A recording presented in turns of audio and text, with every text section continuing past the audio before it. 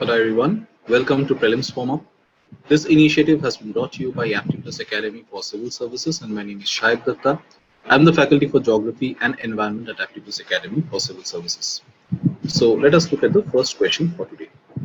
The first question was asked in UPSC Prelims 2017, and the question is asking the Global Infrastructure Facility. The Global Infrastructure Facility is an ASEAN initiative to upgrade infrastructure in Asia and financed by credit from the Asian Development Bank. B. World Bank collaboration that facilitates the preparation and structuring of complex infrastructure public-private partnership to enable mobilization of private sector and institutional investor capital. C. Collaboration among the major banks of the world working with the OECD and infrastructure projects that have the potential to mobilize private investment. And D.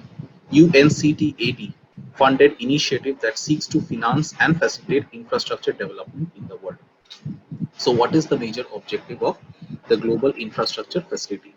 It is B, that is, it is a World Bank collaboration that facilitates the preparation and structuring of complex infrastructure public-private partnerships to enable mobilization of public-private sector and institutional investor capital. It is what is Global Infrastructure Facility? It is a World Bank collaboration that facilitates the preparation and structuring of complex infrastructure public-private partnership to enable mobilization of private sector and institutional investor capital. So the Global Infrastructure Facility, it supports governments in bringing well-structured and bankable infrastructure projects to market. Global Infrastructure Facilities project support can cover the spectrum of design, preparation, structuring, and transact implementation activities, drawing on the combined expertise of the Global Infrastructure Facilities technical and advisory partners, and focusing on structures that are able to attract a wide range of private investors. Along with the World Bank Group, Canada is co-chair of the Global Infrastructure Facilities Governing Council. So Global Infrastructure Facilities basically supports governments in bringing well-structured and bankable infrastructure projects to the market.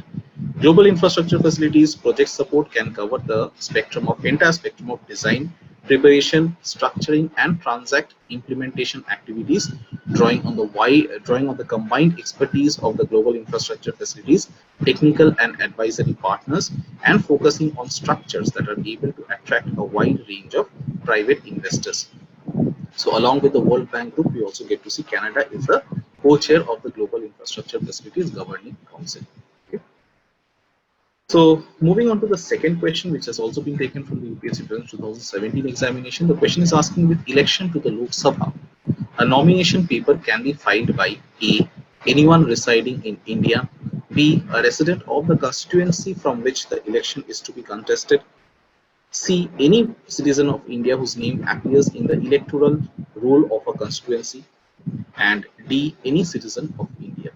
Okay. So for election to the Lok Sabha, a nomination paper can be filed by whom? So the right answer is C. What is C? C is any person of India or any citizen of India whose name appears in the electoral roll of a constituency. So for election to the Lok Sabha, a nomination paper can be filed by any citizen of India whose name appears in the electoral roll of a constituency. So you see over here, when it comes to the explanation part, qualifications for election to the Lok Sabha: number one, must be a citizen of India, must not be less than 25 years of age, and must be registered as an elector for a parliamentary constituency. That is very, very important. So the right answer is C. That is, for election to the Lok Sabha, a nomination paper can be filed by any citizen of India whose name appears in the electoral roll of a constituency. Moving on to the third question, which has also been taken from the UPSC 2017.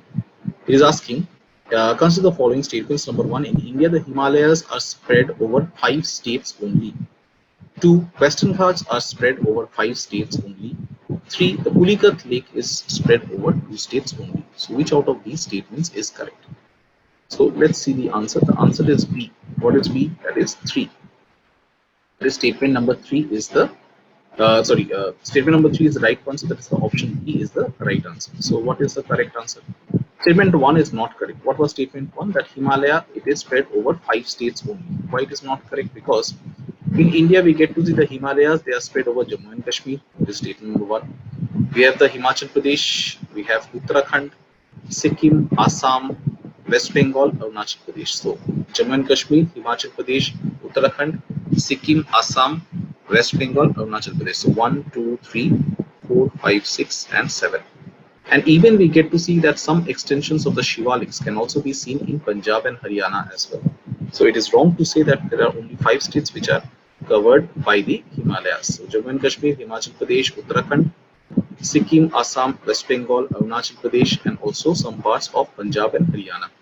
When it comes to the Western Ghats, they start from the Gujarat or southern part of Gujarat, then go into Maharashtra, Goa, Karnataka, Kerala, Tamil Nadu. So here also I think the statement was okay, Western Ghats cover only 5 states, but that is not correct because as we can see over here, it is spread over 6 states. On the other hand, if we talk about Pulicat Lake, which is the second largest brackish water lake in India, it lies on the border of Andhra Pradesh and Tamil Nadu. And over 40% of it will lie in Andhra Pradesh, 60% in Tamil Nadu. So Pulicat Lake, it is the second largest brackish water lake in India, and it lies at the border of Andhra Pradesh and Tamil Nadu. So 40% in Andhra, 60% in Tamil Nadu. Coming to the fourth question that we have, which has also been taken from UPSC Prelims 2017, this is with regards to biological oxygen demand. So this biological oxygen demand, or what we call as BOD, is a standard criterion for what? A, measuring oxygen levels in blood. B, computing oxygen levels in forest ecosystems. C, pollution assay in aquatic ecosystems. And D, assessing oxygen levels in high altitude regions. So what is the right answer? C is the right answer. So coming to 4C, biological oxygen demand, it is the amount of dissolved oxygen needed, or rather you can say demanded, by aerobic microorganisms. What is meant by aerobic microorganisms? Those microorganisms which require air to survive. So biological oxygen demand, it is the amount of dissolved oxygen which is needed or demanded by aerobic microorganisms to break down organic material present in a given water sample. A highly polluted water sample, it will have high levels of biological oxygen demand. Okay, so biological oxygen demand is the amount of dissolved oxygen which is needed or demanded by aerobic microorganisms to break down organic material present in a given water sample, and a highly polluted water will have high levels of biological oxygen demand. Coming to the last question that we have, and this has also been UPSC Prelims 2017. The question is with reference to the role of UN Habitat in the United Nations program working towards a better urban future. Which of the statements is or are correct? With reference to the role of UN Habitat in the United Nations program which is working towards a better urban future, which of the below given statements is or are correct? Number 1, UN Habitat has been mandated by the United Nations General Assembly to promote socially and environmentally sustainable towns and cities to provide adequate shelter for all. So UN Habitat, it has been mandated by the United Nations General Assembly to promote socially and environmentally sustainable towns and cities to provide adequate shelter for all. That is the first statement. Second statement, its partners are either government or local urban authorities only. Okay, its partners are either government or local urban authorities only. Third statement, the UN Habitat contributed to the overall objective of the United Nations system to reduce poverty and to promote access to safe drinking water and basic sanitation. So which out of the given statements are correct when it comes to the UN Habitat program? So the right answer is B, that is 1 and 3 only. 1 and 3. The first statement with regards to the United Nations Habitat or UN Habitat program, it is UN Habitat. It has been mandated by the United Nations General Assembly to promote socially and environmentally sustainable towns and cities to provide adequate shelter for all.